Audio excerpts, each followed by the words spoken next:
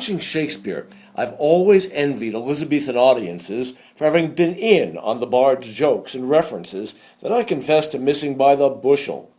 But thanks to a clever contemporary adaptation by Alison Carey, who set the original Merry Wives in the heartland while stripping it down to its scriptural studs, I found myself with nothing to envy.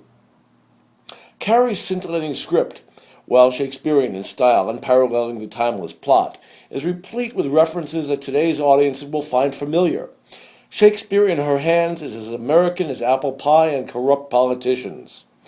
And not only does Carey tune the show to the 21st century ear, she and director Christopher Liam Moore create a world where same-sex marriage is the cultural norm and a source for sustaining good humor.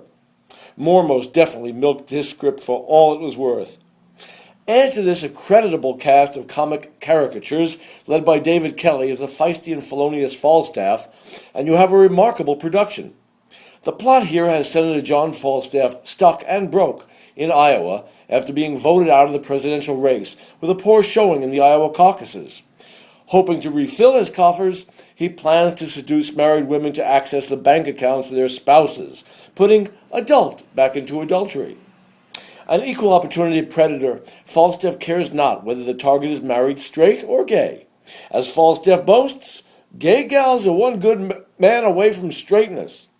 Prepared for the OSF audience's reaction, he responds directly with an aside. Oh, come on. So Falstaff simultaneously sends wooing texts to Margaret Page, played by Terry McMahon, who's married to a farmer, Fellow, and to Alice Ford, who's married to a woman, Francie, Robin Goodwin Nordley. Aware of Falstaff's plan, the wives team up to expose his manipulations, humiliate him, and gain their revenge.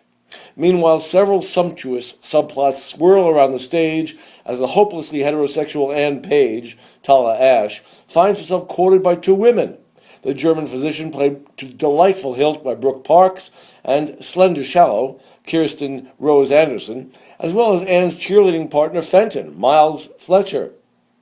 Setting the scene around the Iowa State Fair, which features such foodie delicacies as deep-fried Twinkies, was an inspiration, providing a creamery-rich opportunity to churn up laughs. Take, for instance, the famous iconic life-size sculptured butter cow, which is revered as though it were the golden calf. This production plays in the Elizabethan Theatre through October 13th. Be warned, however, it is not for the lactose intolerant. I give Very Merry Wives 4.5 of 5 Rosies.